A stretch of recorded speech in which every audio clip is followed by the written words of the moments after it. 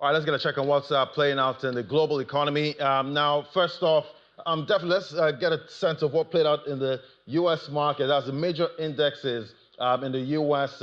Yesterday, it's been the first full trading week, of 2025. But let's get a summary of yesterday's trade there from our correspondent, Maria Bird. The U.S. stock market was mixed on Thursday, as many investors are watching to see President Trump's policies and actions toward Venezuela, also the potential growth in the defense industry, as well as many anticipate the jobs report that is due out on Friday, as this could be an indicator for the U.S. economy moving forward. As many investors watched to see how the Dow Jones responded on the day, as it had a 0.5% growth on the day. As also the S&P 500 showed flatline, just above flatline on the day. As the NASDAQ, though, showed a dip as the tech industry took a bit of a downturn on Thursday. As this dip was a 0.4% negative dip for the U.S. NASDAQ. As investors are watching to see how the U.S. economy will continue to respond to the stock market in the weeks and days ahead.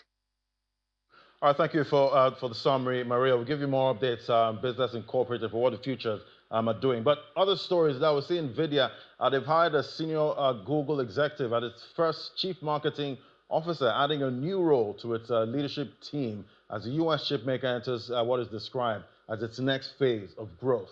Alison Wagenfeld, a longtime Google executive, said in a LinkedIn post yesterday that she will leave Google later this month to join NVIDIA, where she will lead, global marketing and communications and reports to Chief Executive Jensen Huang.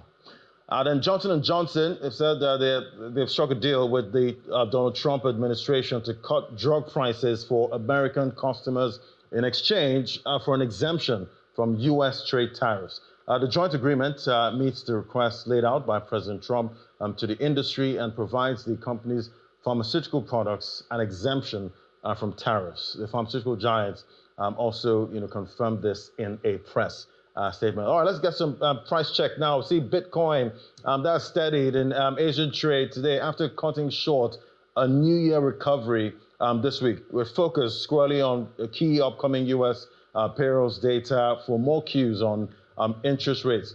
Caution over heightened geopolitical uncertainty across the globe also weighed on the crypto market as traders remain largely averse, towards risk-driven assets.